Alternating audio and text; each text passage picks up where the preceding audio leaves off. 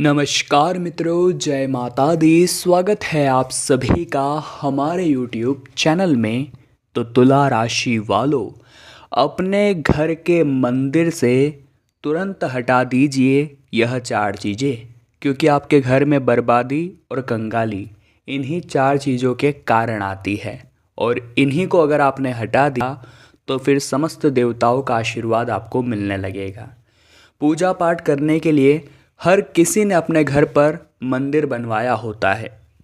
मान्यता है कि रोजाना पूजा करने से घर में सकारात्मक ऊर्जा आने के साथ साथ तरक्की के रास्ते खुलने लगते हैं।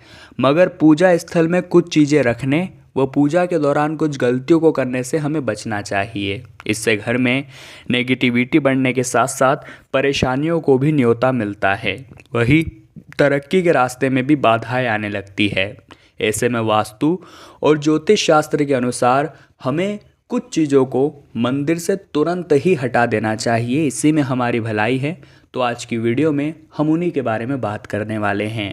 आगे बढ़ने से पहले माता रानी के सभी सच्चे भक्त जो अपने घर में माता लक्ष्मी की कृपा चाहते हैं, इस वीडियो को लाइक ज़रूर करें और कमेंट बॉक्स में आप जय माँ लक्ष्मी लिखें। आपके भी सारे बिगड़े काम बनेंगे। सबसे पहले नंबर पर जो चीज़ आती है दोस्तों, बहुत सारे लोग होते हैं जिन्हें शिवलिंग बहुत पसंद होता है। शिवलिंग पर एक लोटा जल रोजाना चढ़ाना चाहिए, लेकिन अपने घर में अंगूठे के आकार से बड़ा शिवलिंग, अपने घर के मंदिर में अंगूठे के आकार से बड़ा शिवलिंग आपको नहीं रखना है।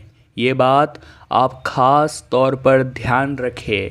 वैसे तो शिवलिंग मंदिर में होता है, मगर आप शिवलिंग अगर घर पर मंदिर में स्थापित करना चाहते हैं तो आप कर सकते हैं, ये मान्य है।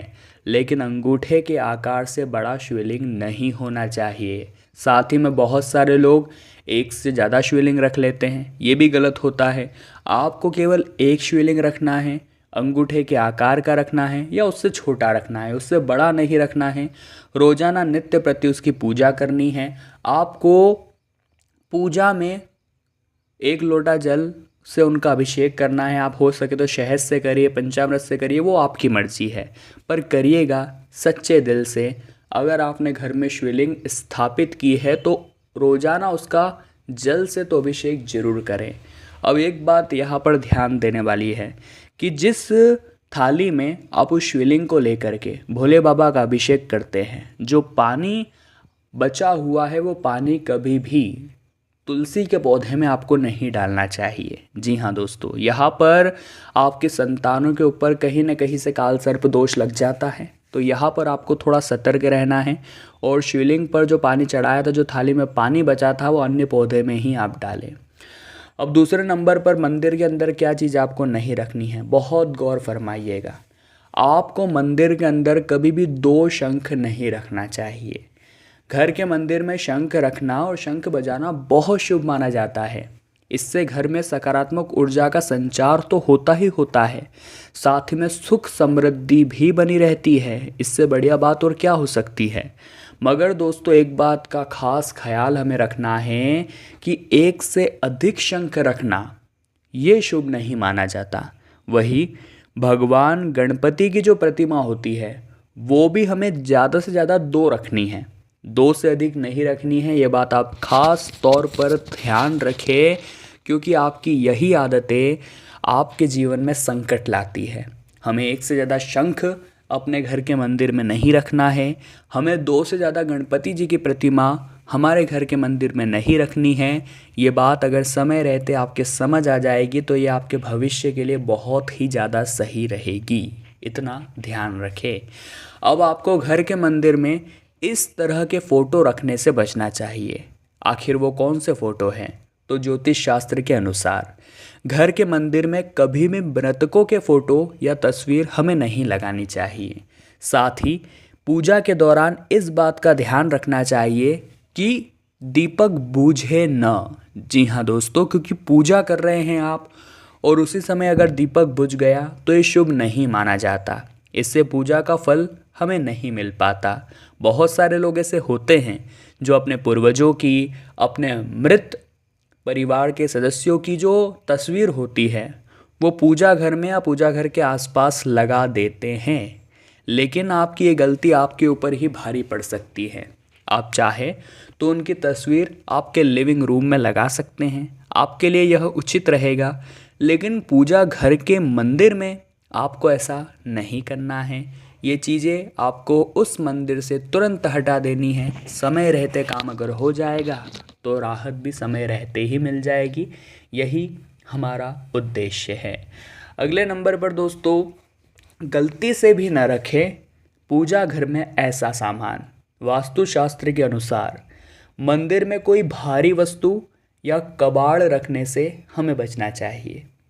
बहुत सारे लोग व्यर्थ की चीज़ें जो उनके काम नहीं आ रही वो मंदिर में रख देते हैं कि मंदिर में ये अगरबत्ती लगाने के काम आएगा, या फिर ये टेकन के रूप में काम आएगा, किसी चीज़ को अटकाने के रूप में काम आएगा। ये चीज़ें आपको समझनी है कि कबाड़ आप मंदिर में न रखें।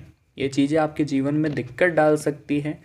और बहुत सारे लोगों की एक बहुत बेकार आदत होती है कि वो भगवान को पुष्प तो चढ़ाते हैं, भोग तो लगाते हैं, ये बहुत अच्छी बात है, लेकिन जब एक दिन बीत जाता है, जब वो भोग बासी हो जाता है, जब वो फूल बासी हो जाते हैं, तब वो उस फूल और उस भोग को भगवान के पास से हटाते नहीं हैं। कई दिन निकल जाते हैं, वो फूल मुरझाए हुए वहीं पर ऐसे ही पड़े रहते हैं। वास्तुशास्त्र में और ज्योतिष शास्त्र में ये चीज़ें बहुत नुकसानदेह बताई गई है। अगर आप भी भगवान को पुष्प चढ़ाते हैं तो इससे बढ़िया बात और कुछ नहीं हो सकती, लेकिन ये आपकी जिम्मेदारी बनती है कि जब वो पुष्प अगले दिन सूख जाते हैं तो आप उन्हें वहाँ से हटाएं और वहाँ का जो माहौल है, वहाँ की जो जगह है, उसे एकदम साफ और स्वच्छ बना दें। अगर आप भी बासी फूल अपने घर के पूजा मंदिर में पड़े रहने देते हैं तो ये आपके जीवन पर संकट डाल सकता है। इतना हमारा आपको बस ये आश्वासन है कि समय रहते अपने भूल को सुधार लीजिए, वहाँ से उस भोग को भी हटा लीजिए, क्योंकि जो वो भोग है, जो बासी भोजन होता है, भगवान को जो आपने समर्पित किया होता है, वो नकारात्मकता को अपनी ओर खींचता है और ये कहीं ना कहीं चीज़ें हमारे जीवन पर बुरा असर डालने लगती है। साथ ही में दोस्तों, न हो पूजा घर के मंदिर में खंडित मूर्तियाँ। घर के मंदिर में हमें भूल कर भी खंडित मूर्तियाँ या कटी फटी धार्मिक पुस्तकें नहीं रखनी चाहिए। ऐसा पूरी तरह से आपके लिए अच्छा नहीं है, क्योंकि हमारे पूर्वज, हमारे बड़े बुजुर्ग भी कह कर गए हैं कि खंडित मूर्तियाँ घर में नहीं होनी चाहिए। परंतु फिर भी क्या होता है, हमें कभी कभी कुछ मूर्तियों से मोह हो जाता है कि ये मूर्ति इतनी सुंदर है, इतनी प्यारी है, भले ही थोड़ी सी टूट गई है, लेकिन मैं इसे विसर्जित या इसे मैं हटा नहीं सकता। लेकिन आपकी यही गलती आपके ऊपर भारी न पड़ जाए। सावधान रहिएगा। जितना ज़्यादा जल्दी हो सके उस मूर्ति को अपने घर के समीप आप किसी भी स्वच्छ जल में विसर्जित करिए। देखिए, अगर आप मूर्ति लाए हैं, आप तस्वीर लाए हैं, अगर आपको उनको अपने मंदिर से हटाना भी पड़े तो ऐसा नहीं कि आप उनका अपमान करके उन्हें कहीं भी रख आए, ऐसी जगह रखा है जहाँ उनकी पूजा ही ना हो। सबसे बढ़िया काम है अपने घर के आसपास या कहीं दूर भी साफ और स्वच्छ जल देखें। साफ स्वच्छ जल में ही जब वो विसर्जित होगी तभी आपका काम होगा, वरना उस तस्वीर को लाने का दोष आपको लगेगा, उस तस्वीर की लाने के बाद पूजा न करने का दोष आपको लगेगा। और अगर आपने गलती से भी उसे गंदे जल में विसर्जित कर दिया तो उसका भी दोष आपको ही झेलना पड़ेगा। ये बात आपको समय रहते समझ लेनी है। जी हाँ दोस्तों, अब एक बात का खास ख्याल रखें कि अपने घर के मंदिर में भगवान की गुस्से में तस्वीर न लगाएं, रौद्र रूप की तस्वीर न लगाएं। बहुत सारे लोग हनुमान जी की, महादेव की गुस्से वाली या रौद्र रूप की तस्वीरें ले आते हैं, परंतु ये चीज़ें घर में कलेश बढ़ाती है, कलह बढ़ाती है और आपको समझ नहीं आता कि आखिर ये हो कहाँ से रहा है। ये सब आपकी ही गलतियों का नतीजा है। तो समय रहते हमें इन्हें भी तुरंत हटाना है और एकदम मुस्कुराते हुए शांत मुद्रा की तस्वीरें लाइए। आपके जीवन में भी शांति और मुस्कुराहट बनी रहेगी। आज की वीडियो का उद्देश्य यही था कि जाने अनजाने में जो आप गलतियां कर रहे हैं, घर के मंदिर में जो आप चीज़ें रख रहे हैं जो आपको चैन से नहीं रहने दे रही और आप समझ भी नहीं पा रहे कि मुश्किलें आ रही है तो कारण क्या है, उसका निवारण हमने आज की वीडियो में आपको बताया है।